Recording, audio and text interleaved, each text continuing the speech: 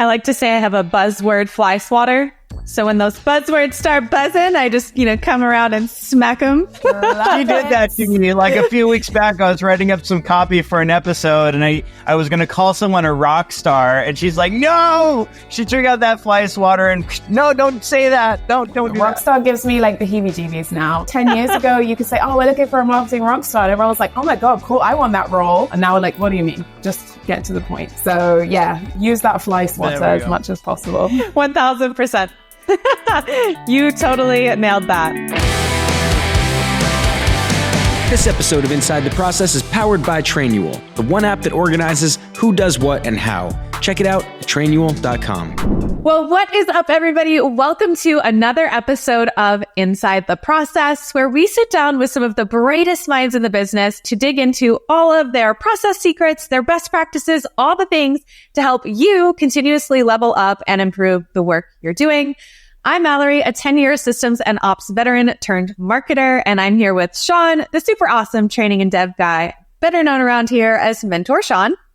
Hey, everybody. Glad to be here with you. And we have an absolute gem joining us today. This is Diane Wiredu. She is the brains behind LionWords, which is a company that helps clients to develop, and I love this, a messaging strategy without the fluff. And I love that so much. We're going to dig into that more in a few minutes. Mallory and I recently got to sit down with Diane, and she's definitely not your average messaging strategist and conversion copywriter. She has discovered the secret sauce to turbocharging business growth, and that is killer messaging. So cannot wait to dig in further with you on this one, Diane. Welcome to Inside the Process. Thanks for having me. I'm excited to dive in and talk all things messaging. Yes, we are so stoked to talk to you today. And one of the things I love most that you shared with me is just how important it is to help companies create a messaging playbook. And for anyone who's listening, who knows us or knows Trainual, you understand how sacred a well-structured playbook is to the work we do and just how important it is to us at Trainual. When you have one, the team operates with consistency around what our best practices are over and over and over and over again. But without one, you really never know what you're going to get. Is it chaos or is it creative genius? It's really anyone's guess. But that's just not how we want to create a team that wins consistently or can scale with the business. So when we apply this idea to our brand and our company messaging, the very last thing I would think that we would want is inconsistency. So tell us, and for everyone who's listening today, where do we start? What should we expect to have in a well-written company messaging playbook? Okay, I love that. I don't think I've ever spoken to anyone else who's so nerdy about playbooks as I am, so this is really fun. But before we dive in and kind of get into the meat of what we should expect and how to put one together, it might be good to just kind of take a step back and actually kind of clarify and maybe define like what the heck is messaging, like what is this woman even here to talk about? Because I know that messaging is quite a misunderstood concept, right? Even amongst marketers, copywriters, so there might be some confusion out there. So my definition of messaging is that it kind of articulates the most important and valuable things about your company, your product, or your service, and then why that matters to your audience or your specific buyer. So I always put it really simply that messaging is what you say and share about your product, and then copywriting is kind of how you say that message. So we have to get really super clear on our messaging if we want to translate that into really compelling and persuasive and strong copy. It's often the phase that companies skip and they kind of dive straight into writing copy. And then that's where usually they kind of get unstuck, right? When they're trying to write copy across channels and there's this, what you talked about, this chaos, this lack of consistency. So the work that I do with companies is all about getting super clear on how do we articulate their messaging? And then the deliverable for that is a playbook, right? So for a playbook to be practical, to be useful, to not just kind of die in a folder somewhere, it should have the dreaded folder. I know, don't get me started. It's like, no, please use this thing.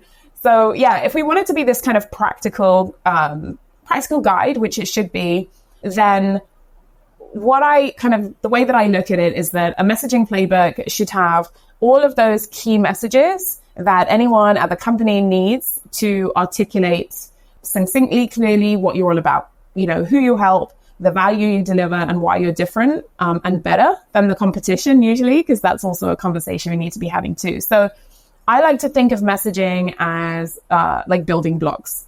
So I'm quite a visual person. So hopefully people out here watching this on YouTube will be kind of getting my hand gestures. But for anyone who's listening, if you kind of picture a kind of triangle and picture the kind of building blocks, if we start at the foundation, you want messages around who you are. So that's kind of like your brand positioning, right? So your positioning, your mission and your vision, your values, all of that kind of foundational brand stuff.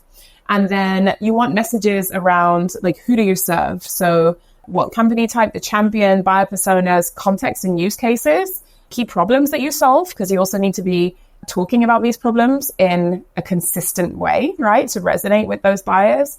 And then the really important piece, if we're kind of getting towards the top of that triangle, is you want messages around like, what do you do? All right. So this is where we get into those company descriptions, the differentiators, right? What makes you different from anyone else in the market in terms of the product or the service that you offer.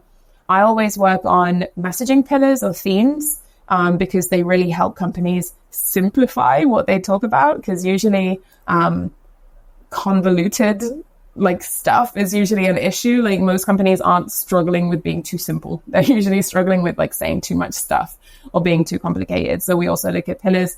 And then of course, things like value propositions. And then depending on your product, we might also get into actual product messaging. So how do we talk about product features, capabilities, values, all that kind of stuff? When you first started describing it and you said, I want you to visualize the building blocks, in my mind, I immediately went to like this rectangular shape, right? And you said, cool. No. Yes. You said, no, we're doing a triangle and we're going to start at the foundation. And I thought, oh my goodness, because if we started with the piece that's at the top with a triangle and we put it at the bottom, like the whole thing falls apart. And so I love that that's what we were actually building, because in my mind, I visualized that and I'm like, oh darn, like we have to start at the foundation. Right. And I love that. I haven't thought about, I'm going to steal that next time I talk about this, because you've made it just so much more profound now, like the triangle piece, everything with top and low. So I'm going to steal that, Mallory. Thank you. Fantastic. Well, I appreciate that visual message as well. In fact, as we getting to the point, right? So I mentioned a few minutes ago that I love the whole no fluff statement that you talk about on your website. And obviously, this is a problem that you have seen out there in the business world. So I would love to take a step back there and talk about what the heck is that fluff? What is that fluff that maybe I am doing all the time that I'm not realizing is fluff? And how do I, what kind of hurdles do those cause for me in my business if I'm not aware of those and working to take care of those? Yeah, dreaded fluff. Dreaded fluff is like the bane of my existence. Well, that's kind of why I have a job. So maybe, yeah. So yeah, fluffy messaging. I often talk about fluff, but let's define it, right? So there are probably kind of two sides to this coin. So when I'm talking about fluffy messaging, often on the one side, I'm talking about stuff like buzzwords, jargon speak, corporate, basically kind of jargon and buzzwords that kind of don't mean anything. They have different definitions for everybody else. And the problem with that is, one, it's not really how people speak, right? You're kind of trying to sound professional or smart and innovative, but actually you end up sounding like everybody else who's saying like the same thing. So really what that does is it kind of stifles your value, right? It actually doesn't help you really express really the kind of transformative offering that you have. Now, on the other side of things, another kind of type of fluff or fluffy messaging is really just around vagueness, right? So a lot of vague, generic claims that aren't really, like, they feel like they're saying a lot, but they're not. Again, for the visual learners out there, one of the things I often talk about is kind of like candy floss. So kind of fluffy language being candy floss. Like you look at it and you're like, oh, it's this big, exciting thing. Like it's going to be sweet. And then you bite into it and there's just like nothing there. and fluffy language is kind of the same. So one of the things that I try to teach and help my clients is get around this by bringing in a lot of customer language. So bringing in, how do your customers or your prospects and buyers actually speak about their problems, about your solution, which usually helps. And then the other side of things, vagueness is usually just like a lack of specificity, right? And so to get more specific, we need to kind of stop being afraid to actually call out the specific things that our solution offers, which again kind of comes back to knowing our audience. Usually all roads lead to like knowing your audience. But yeah, so hopefully that's kind of described what fluff is, but it's definitely not, the only problem that I see. There are a lot, but fluff is a big one for sure.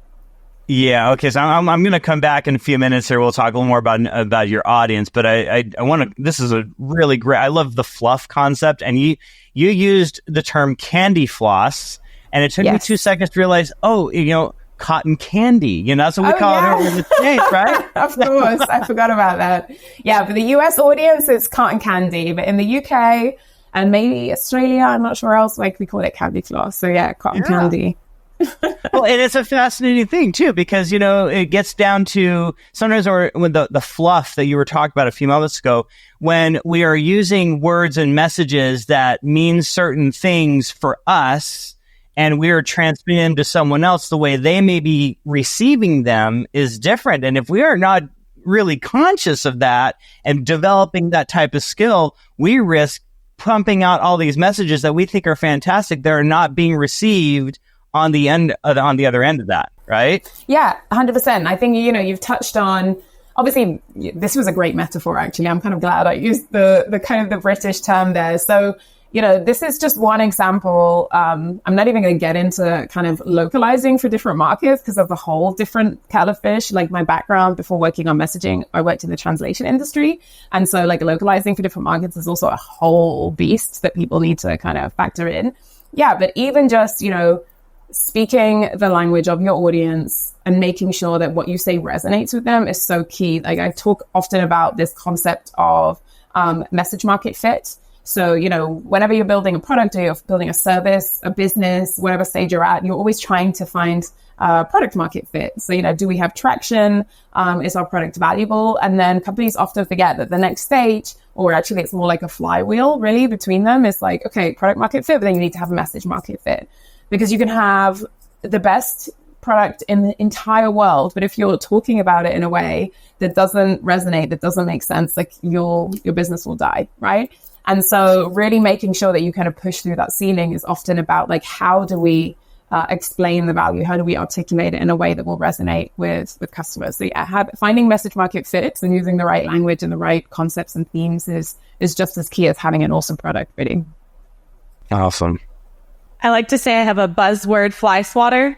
So when those buzzwords start buzzing, I just, come around and smack them. She did that to me like a few weeks back. I was writing up some copy for an episode, and I was going to call someone a rock star, and she's like, no, she took out that fly swatter and no, don't say that. Don't do that. Rock star gives me like the heebie-jeebies now. But again, it was one, it was one of those things where the first person who said it was so cool. And, 10 years ago, you could say, oh, we're looking for a marketing rock star. And everyone was like, oh my God, cool. I want that role. And then over the years, it's just like, buzz, overused buzzword doesn't mean anything. People want to be like, well, what do you want? What's the role? Oh, rock star. So you want me to do like 7 jobs in one, And so you have to keep up with the evolution. I'm sure maybe the first person who used like leverage on a website, everyone was like, oh, this is so smart. And now we're like, what do you mean? Just get to the point. So yeah, use that fly swatter as much as possible. There we go. 1000%. You totally nailed that. But kind of, switching gears here, if you were to scour our Trainual website, you'd see a variety of different value props that we've shared over the years, things that we've come up with, as we relate to our growing audience of people as well as our customers. And a lot of companies just have one that they sort of plaster everywhere, and you get tired of seeing it, and it means something to them, but nobody else really knows what it means. And I know you've shared that it's important to avoid the pursuit of a single somewhat overused universal value proposition. And I think of it a little bit like, giving people crayons and lots of different colors to color with, but still saying, okay, but these are the lines that I need you to color within. And so it's brand diversity, but also that brand preservation and integrity. So I'm hoping you can walk us through your process of developing multiple targeted value props for different use cases and certainly different audience segments that understand them in different ways. Yeah, sure. So I think there are a couple of things here. So I'm definitely more in the school of thought that most businesses don't really have this totally unique, really singular, really spot on, unique value proposition, like this one clear thing that they can hammer home. I wouldn't say that you should completely avoid this, right? Because there are two things, like value proposition and messaging. I'm definitely of the school of thought that you really need to simplify and kind of go after this North Star. And you need to really kind of simplify what you're all about. But when it comes to value propositions, I think you need to have, of course, a primary overarching value proposition, but often it's really hard to put everything that you offer into this simple key message and sentence. And I think most companies would be better off kind of focusing on, okay, how can we speak about the value based on the different use cases or contexts that our customers are dealing with? Or if we're working with people in different industries, how can we speak to their specific needs? So it's not necessarily that, you need to have 20 different messages. It's that we need to have an overarching one. And then we need to kind of filter those down into how can we get even more targeted and create a message that's super clear for this particular buyer. So let's get into it now, value props, right? So I think a little bit messaging. I'm going to take it back and maybe just kind of define what I'm talking about here, because I think if you Google what's a value prop, you'll probably get 27,000 different definitions of what a value prop is. So I would define a value prop as a kind of concise, specific statement that describes what's valuable, what's desirable about your solution, about your offer. So a compelling value prop is going to answer the question, how does your product or service solve a real pain that your customers are having? And also, what real world value does that deliver, right? So it should always touch on not only the value you deliver, but why should we care? Why should customers care at all? So, in its simplest form, a value prop is a promise of value, I guess. So in the work that I do, I have found that the most compelling value props kind of touch on the fact that your customers or your buyers are usually trying to do something in a certain way. And then in that way that they're doing things, there's usually a pain or a struggle around that. And then your product or your service comes in and offers a transformation. So if we break it down, there's a framework that I use at LionWords, and I think that, all your listeners, hopefully it will be valuable to them too. And that is talking about the old way, then the customer pain, then the product capability, then the feature or the attribute that delivers on that capability, and then finally the customer gain. So if we kind of break that down a little bit more. So if we start with the old way, how is your buyer or customer doing things before? What are they doing, right? What's that old way of doing things? Then customer pain. What is the problem with that way? So what's the struggle? Why is it not working? Then product capability is, how do we connect to this new capability that your buyers have? So usually a capability is something that your customers can immediately do or feel, get, sometimes be, but it's this instant outcome, right? And then we want to link that back to a feature or an attribute of your product or your service. And then what is the outcome or the gain for that customer? So that's kind of my formula. The great thing about using this type of formula is that rather than just a very simple kind of sentence or like, oh, we're the X to Y, or just we do this thing, this formula is kind of designed to help you tie things back to use cases, right? Because you have to think about the old way of doing things. And it's quite easy to tie this back to different personas, right? Because you can also build these out using different champions. You can say, okay, for the CEO of the company, what's their pain? For the CMO, what's their pain? Or for the accounting team, what's their pain? So yeah, hopefully that's helpful. I'll take a pause now because I know I just bombarded you with a bunch of information. Or maybe we can kind of look at an example together if you want. Yeah, let's dive right into an example. Okay, great. So I think a good example, I'm just going to try and think of like a big company that everyone knows, probably overused in terms of examples, but I always come back to Airbnb because I think they're a really great example of positioning, value props. Also, they've changed their value prop like loads over the years, right? Like they started out as like this couch surfing thing, and now their value props are kind of speaking to kind of combating hotels have come back into fashion, right? And so Airbnb, I don't know if you know, recently, like they did this campaign trying to kind of speak to the people who are like going back into hotels, and they're trying to tell everyone like, no, this is why you want an Airbnb. Yeah, they were like little animations, right? Yeah, exactly. Cool. So if anyone has seen that campaign, if not, I think you can probably head to YouTube somewhere and like watch a couple of their videos.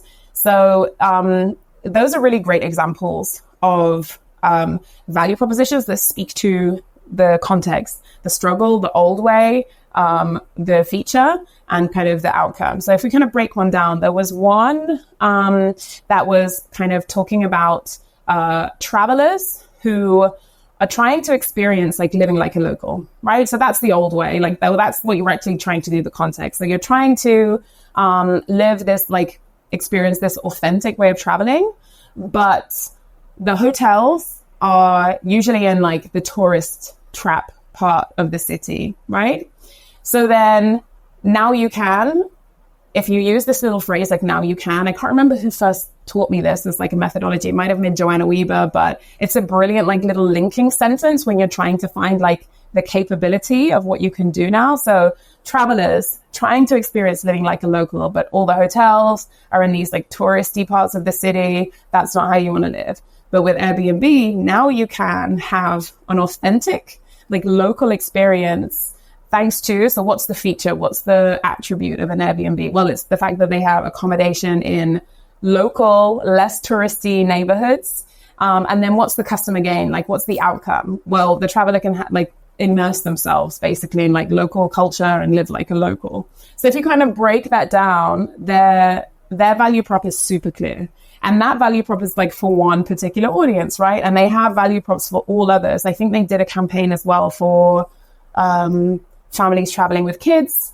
For example, you know, like the families traveling with kids, like, oh, but do you want to maybe have like a good night's sleep and like a private moment without your kids like in the room? Because with a hotel, when you book a hotel with the kids, like it's you in the room with you, like your kid. But if you book an Airbnb, maybe you'll have a separate room. So, you know, if you can break this down and follow this format, and you can almost like deconstruct other companies' value propositions and realize that when you touch on the old way and the pain and how you solve that, you can create a really compelling value proposition.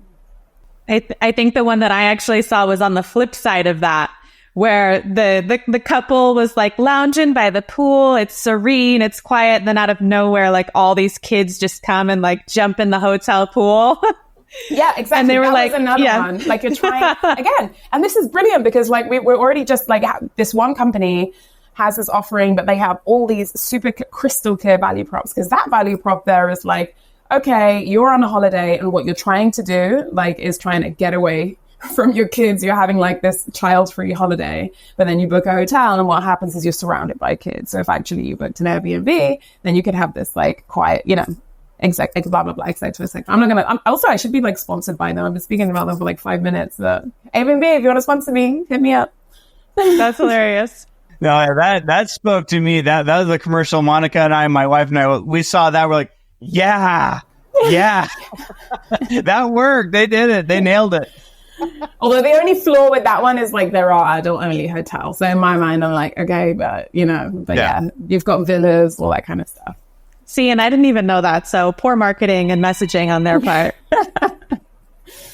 But yeah, I think it's, there's many different ways, but I think using that, breaking it down, trying to kind of look at those 5 steps and walk through this will hopefully help any business owners, marketers, content creators, whoever's listening to this. Hopefully they can kind of go back and kind of deconstruct what a strong value prop is as well. Yeah. And I think the final thing I'll say here too, just proof of concept for everything that you're talking about. And I love this. I actually wrote it down. You said it solves a problem. Like that's kind of the core of your messaging, is that you're trying to solve a problem. And it reminded me of a line that I recently shared with our executive team when we were talking about this massive shift that we did to socials. So we were kind of stuck at around 24,000 followers on Instagram for a long time. And our CMO said, you know what, we're pivoting to memes and reels. That's what the people want to see. So we're switching.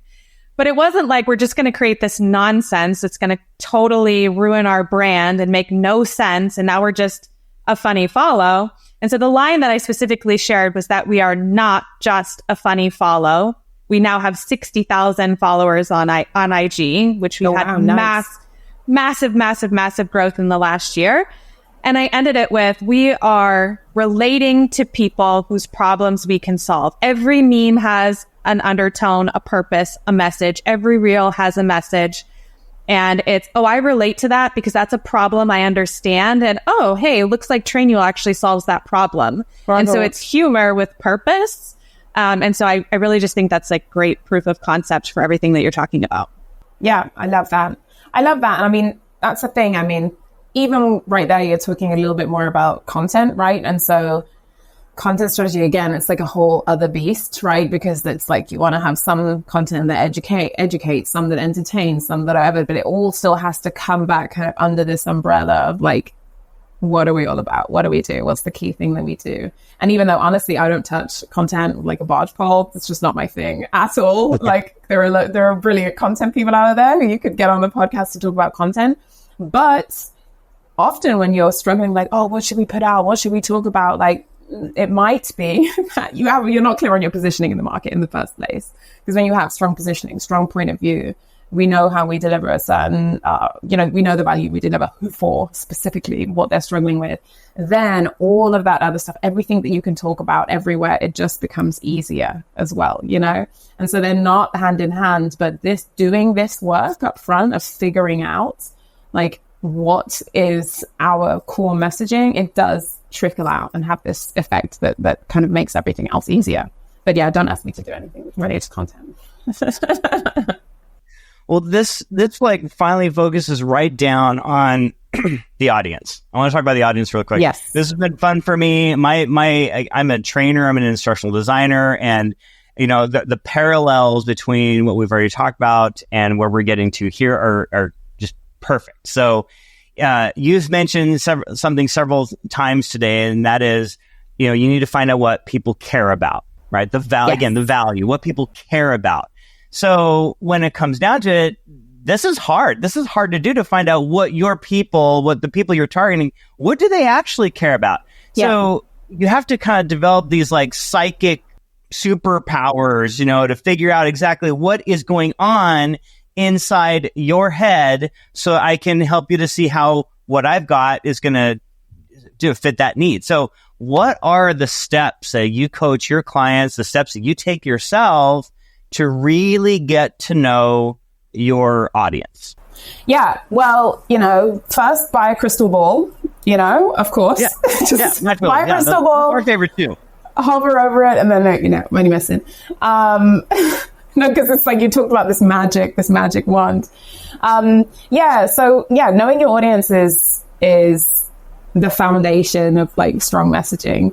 And, it's not something that you can just guess. Even there are so many companies who are like, we know our customer, right? We know them inside out. But never like rest on your laurels that you do. The key thing that I always do as part of messaging strategy work, as part of research and discovery, is doing customer research, particularly voice of customer research. So, we've talked about this idea of message market fit and resonance, right? It stands to reason that if we're trying to speak to customers, if we're trying to create messaging that resonates with customers, that we need to speak to our customers. And so for me, what I do, customer research, is speaking to, listening to customers so that we can understand, like, what do they care about? What are they saying? What do they value? What do they see? What's their perspective on our product, on the market? And so usually I point clients to, qualitative sources. It could be a bunch of stuff. It could be listening to sales recordings. It could be looking at reviews. It could be sending out surveys with open-ended questions, so like not your NPS score, because that's not going to do anything or be helpful at all. If someone says, I give you a 7 out of 10, like, that doesn't help. I don't know what you think. Reading chat logs if you're like a tech company or like a software product. But my favorite method out of everything is customer interviews. So, actually getting on a call, having conversations with your customers, to understand the whole kind of the buyer journey, right? So what were they struggling with before? How did they go about it? What was their decision-making process? Then when they actually engage with your service, your product, and also, like, for everyone listening, you can do customer interview, whether you're offering like 500,000 enterprise software or whether you guys are selling chocolate bars, like, you can interview your customers, like, this applies literally to every single brand or business out there. Understand what were they looking for? What need were they trying to solve? Or what gain were they trying to get? Because some products out there are kind of painkillers and others are kind of more like vitamins, right? Some services that we offer, like, actually more in the delight bucket than in like the pain solving bucket. And so even if you are that kind of thing, like, even if it's a chocolate bar, like, people, you can still interview your customers and say, like, what was it that you were looking for? What need and what craving? So yeah, customer interviews is like my absolute favorite way, but basically going out and getting qualitative insights from your customers, and then having a method to like bring that back into your messaging and then make sure that all of that is reflected in how you talk about your product too. So yeah, we can kind of, I don't know how deep you want to go into this. We can look at like the kind of stuff that you should be uncovering, but hopefully that's like helpful enough for people so far. I love that as a start there. I have a question that's related to this, and that is, how frequently should you be doing this? How the customer research? Is this like okay, we did it once this year and now we're good and that's going to sail us through for the next 2 or 3 years? Or, what's your take on that one? That's a great question. So I don't think there's any right or wrong answer here. I don't think there is like a benchmark, because every company is different. I would say, so when I come in, when clients approach me and they say, hey, we have this problem, we want to look at it. And I'm like, cool, can I have you got any customer research? Can I speak to your customers? And they're like, oh, cool, yeah, but we already spoke to them. And I always say okay, when? Was it 12 months ago, 2 years ago? And it's like, yeah, we spoke to our customers 2 years ago. Cool. And then the next question I ask is okay, so has anything changed about your product, about your service, about the way you work? Has anything changed in that time since then? And I'll say, oh yeah, well, we actually have this whole other suites, this whole other offering, or we've completely shifted the way we work. And then instantly I'm like, cool, then do you think maybe the outcome, the takeaways from that research aren't as valid, and maybe we need to do that again? So instead of a time frame, the first thing I definitely think about is, since the last time you did it, what has changed? If you're trying to figure out, maybe we need to reposition ourselves in the market, maybe it's not even your company has changed. Maybe it's that since we last spoke to customers, this big, huge competitor who was sitting in the background, but now they're looming and everyone's moving over to those, or everyone's aware of them. So then maybe we also need to factor that in. So changes in the market, I think, is more key than actually just time frame. But beyond that, I would say, every 12 months or so, it's worth re-looking into this. But I would say that the companies with the fastest feedback loops, with messaging that resonates, that are just really on it, are honestly speaking to their customers daily and weekly. Well, they really are. This is what separates, the wheat from the chaff in businesses. It's I work with a lot of software products, tech companies, and I can see the difference in the companies are the customer success or even the CEO or whoever it is, they're like, yeah, we speak to our customers on a regular basis. So yeah, I would look at making sure that there is a process where maybe you don't have to look at this every 12 months and it has to be this big beast of a project. And I would look at, I don't know if you've had anyone talk about this on the podcast, but it could be an interesting one. But like, what can you do to build customer conversations into your processes in general anyway? If you have a sales team, are you recording those and sharing that stuff with marketing? If you're a really small business and it's just you, are you like documenting this stuff? Because it's always going to be valuable. Love those last points right there. That's awesome. Yeah. Spot on. So I guess, we can't ignore the sort of elephant in the room these days with AI shaking things up pretty much everywhere when it comes to messaging and in particular copywriting. Yeah. And so we're very curious, in fact, quite dying to know, how has AI been used to really make or break a good messaging strategy? How are you using it? How are you recommending folks to use it? What's your take? Yeah, AI is the beast, right? But I'm surprised we got this far without talking about AI actually. Okay, so I have many different thoughts, so let me try and gather them and like how I can present this in a useful way, because I think AI is awesome. I think any company who's kind of just ignoring it and like not messing around, not playing with it, hasn't subscribed to, hasn't checked out ChatGPT or Claude or whatever, like you're losing out. You definitely need to play around with it. But for certain use cases, right? Not for everything else. So I'm seeing brilliant use cases for AI in terms of like process stuff. So, summarizing, digesting data, maybe analyzing themes. Even when it comes to like copy, I guess on the brainstorming stuff, like rewriting ideas, or maybe you bringing that into your process to like get over that blank page. But I think what's really key, and the thing that I kind of riles me up the wrong way about these conversations about AI, is that like AI cannot think for you. You can't, like, it can't come up with like this awesome brand new idea. It can't form opinions. It doesn't have the insight into your industry, your customers, your prospects that you do. And if we think about messaging strategy, most of the companies that are coming to me have a problem with really expressing like their differentiation or being persuasive, demonstrating the value of like why anybody should choose them over a competitor, right? That's really what we're trying to do here. Is like, how do we articulate this really simply and clearly?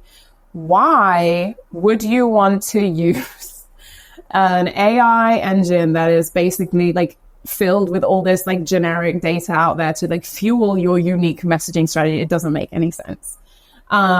So definitely there's use cases, but you really need to feed AI with so much that when it comes to actually creating something, like I think it takes so much longer to pump out something that's like absolutely nowhere near as good as what human insight can do. So yeah, I will stick to using AI in terms of like speeding up the process stuff, speeding up the kind of maybe the manual processes. But if it comes to actually like content creation, there's so much prompting that needs to be done. That I don't know how many companies are really like doing that. Like whenever I use AI in terms of like brainstorming, I'm like putting in 4, 5, 6 prompts before I'm even asking it to do a task or write something for me. I'm always saying, hey, this is your role, I'm giving all of this. This is like the transcript, this is all the data. Have you processed that? This is the context of the industry. And then I'm like, okay, cool, now produces. And then it does it. And I'm like, okay, that was crap anyway. Oh my God, I've still got so much to do. Like, honestly, I spent like 8 hours last week just building out one prompt. So there's definitely great use cases, definitely play with it. But look, think about this more from a process aspect. And remember that this work of, messaging, like it all comes down to knowing your customer. AI can't know your customer. You've got to feed it with so much. So just do the work up front to kind of figure it out. Yeah. Sorry, that was a really long, I don't know if that answered your question or not, but yeah. No, I think it's a beautiful answer because AI reminds me, and I am in the content world, so I get the content piece, but AI reminds me a lot of like Jekyll and Hyde, or maybe Banner and Hulk, if you will, like the dual personalities, right? And it brings me back to those dreaded buzzwords. Like AI is so good at helping me brainstorm if I just have like writer's block and I don't know where to start, because sometimes it will produce something that's and I'm like, okay, well, at least now I know what I want to do, because it's like, no, I wouldn't do this. I, pick this apart, and it gets you thinking about what good content is by kind of seeing what the bad is, or, to your point about process, sometimes it'll give you a good structure, but it's just full of all those buzzwords, and it's just taking what everybody else is saying and spitting it out. And so it gives you a good foundation, a process, bones sometimes, if you will. Yeah, one thing I do think is fun, and this isn't really because we're talking about messaging here, but obviously messaging, once you've got this, kind of leads into copy. A fun use case, because, you might log into LinkedIn or Instagram and you'll see, like, I don't know, there's a trend going on, like roast my Instagram profile or like roast my LinkedIn profile. I don't know if you've seen that right now, like at the time of like we're August 24, right? So there's a lot of people who are like, oh, ChatGPT roast my profile. And it just seems like a fun trend, but actually this is a really brilliant use case. Like asking AI to dial up something you've written like all the way. So like give me 100% sass. Like if I was going to write this super sassy, what would it sound like? If I was going to write this like super direct, or if I was going to write this in the voice of like Jean-Luc Picard, or if I was going to, I don't know. So like just to kind of push and test things, it's fun because it can like creatively get you start thinking like, oh, maybe we can like push the boundaries of stuff, but this is more of a copy kind of thing. But that's fun. Like I really enjoy that use case because it kind of gets you out of it. Like, oh, could we be more direct? Like, what if I took this headline and I just like, we really like poked it a little bit more to the audience, and we really like called them out. Then that's fun. Like, and it kind of gets you past this writer's block. But yeah, that's like, I think sometimes I have fun. I think I have fun with ChatGPT rather than use it for like useful stuff, to be honest. I once got AI to rewrite my communications as Roy from Ted Lasso, and that was the greatest experience ever. Like, it was so good. See? But there's also, outside of just, the funny stuff, there are also really good use cases where you're like, man, I'm saying everything I want to say, but this stylistically doesn't feel right. And so you can take content from somewhere else or a person who speaks in a way that you really identify with or relate to for the specific piece of content that you're trying to write, and say, take everything I've written here. Don't leave any important elements out, whether it's, date, time, concept, whatever the important pieces are, but speak like this content stylistically or this person. And that's been so helpful too.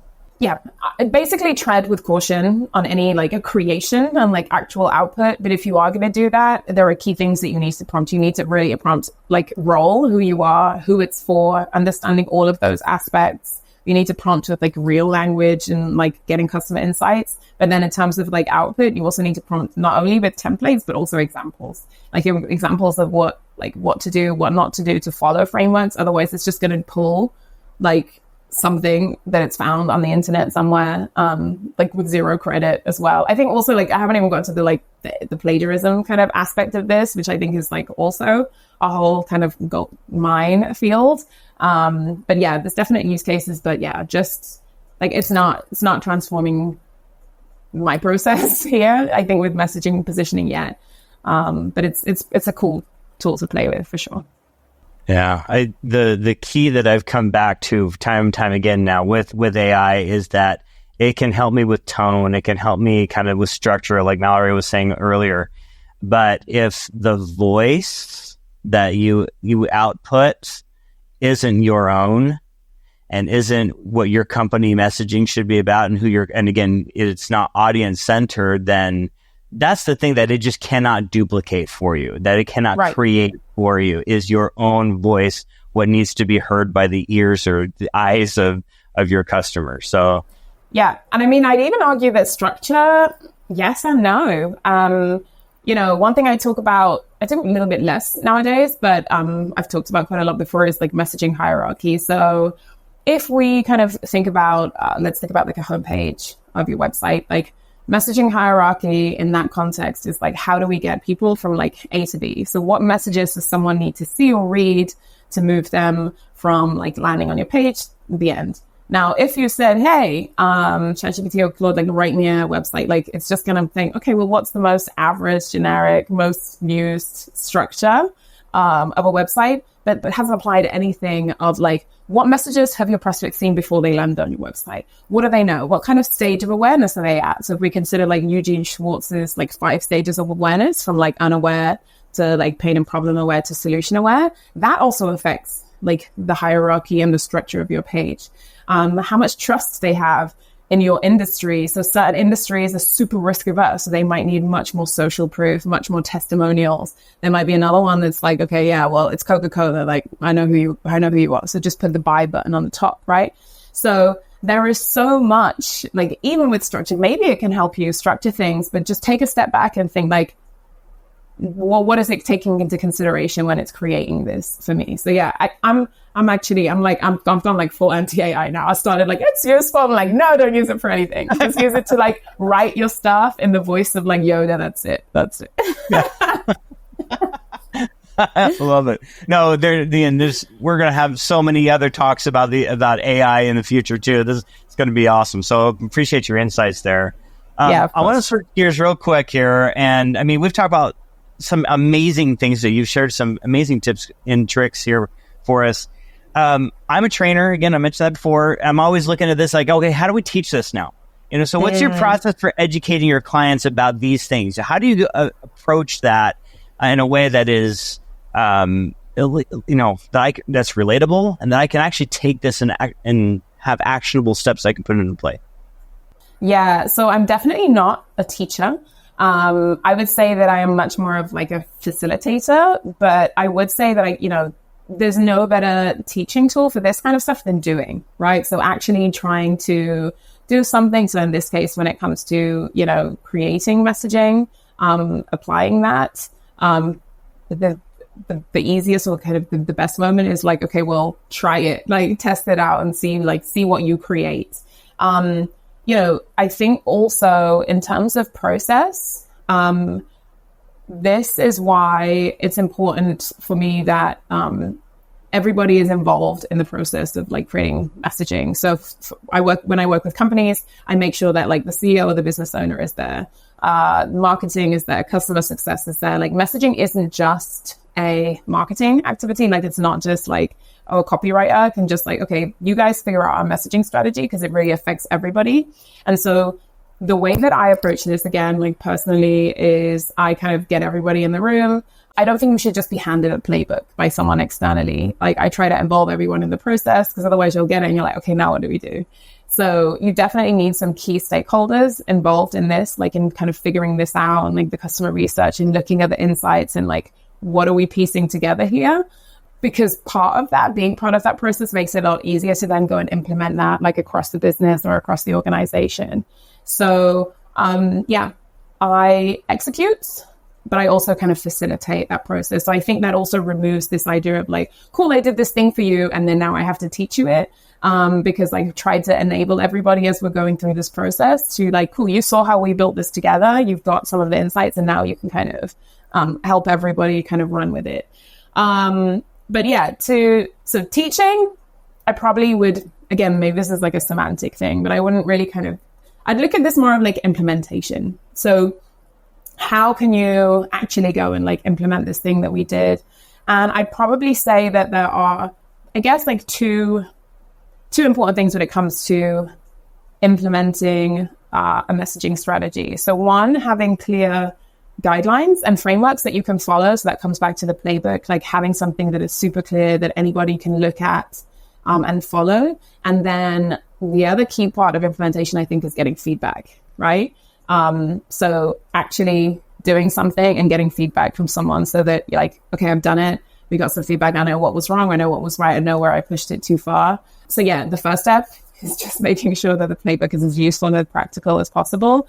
And then in terms of that feedback, sometimes I actually kind of stay on and do like implementation workshops or provide feedback. It kind of depends. It depends on each company. I guess it depends on the size, how many people are involved, how confident you are running with it. But it might be worth, if this is something that you're doing yourself, usually the person who's kind of driving the messaging, then it would be a good idea to do some type of implementation workshop, or also kind of like letting everybody like, okay, cool, now how would you go and write this now that we've got this messaging strategy, and then going and providing feedback on that.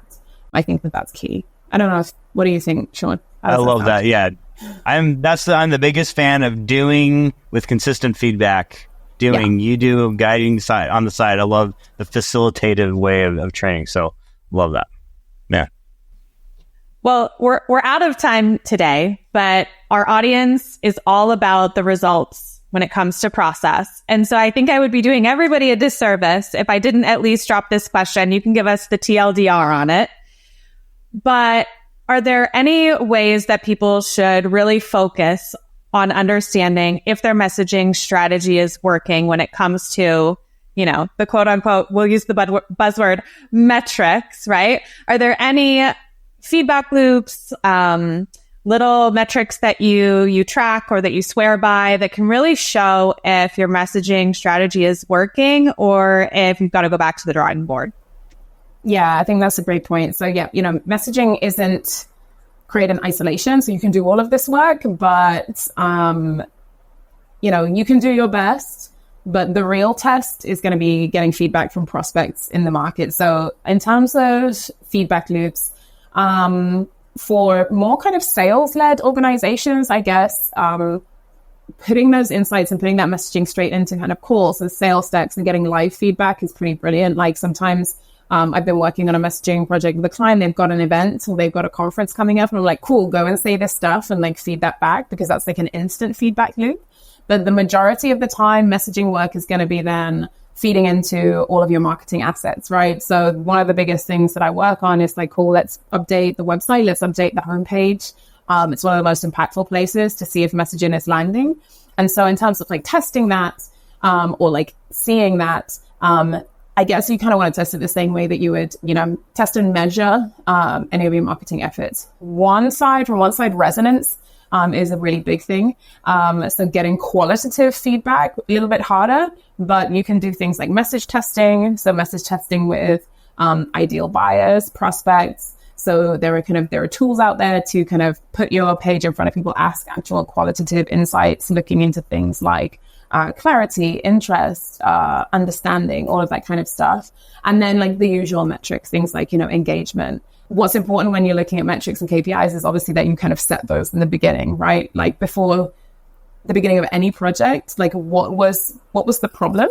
Or what was something that wasn't working, and then making sure we're testing against that. Because I see way too many times, like, okay, well, we'll test this thing that's like completely unrelated. So engagement, is it improving time on the page? Is it included? Is it, improving conversions? Is it improving signups? And, you can have an impact on that. The only thing, obviously, with a homepage is it's like when you're changing everything, it's hard to know like what was the biggest impact. But overall, obviously, you kind of want to see an uplift. But, beyond that as well, I said two things, but something else has come into mind now. So I think there's a third thing there as well. One of the big outcomes or like positive impact that I see of doing this messaging work is also just internal alignment and clarity. Like the number of teams that are just like, oh, okay, thank God. Like now we're all on the same page and we're all saying the same thing, because I had like sales over here saying something, CO was like saying something else, and it was just a whole mess. And now at least our customer base and prospects and buyers are all like hearing the same story, and we're all, aligned and rallying around this like consistent story. So I would say, don't also overlook that as like something that can be really impactful. But yeah, message testing for sure is a great option too. I love that. So many good nuggets there. Well, thank you so much for joining us today. If folks want to continue to follow you, connect with you, stay in touch about your messaging journey, where can they do that? Yeah, so I spend probably way too much time on LinkedIn. So you can definitely follow me or connect with me there. At the moment, I'm like having a little summer break, but I'm about to pick things up again. So I post about messaging, positioning, copywriting, tips, how to do it better. My DMs are open as well. So if you found something useful on this, or something resonated, feel free to message me. I always love like chatting about stuff. And then of course, the other place you can find me is at LionWords.com. So that is my messaging consultancy. So if you're part of a growing B2B company or a tech company and you want to know more about the services I offer, then feel free to reach out there. Awesome. Well, be sure to also click the link in our show notes for a made-for-you process template that highlights all the best practices highlighted by Diane today for company messaging and building your brand. As always, document your processes and be a good human. We will catch you next time.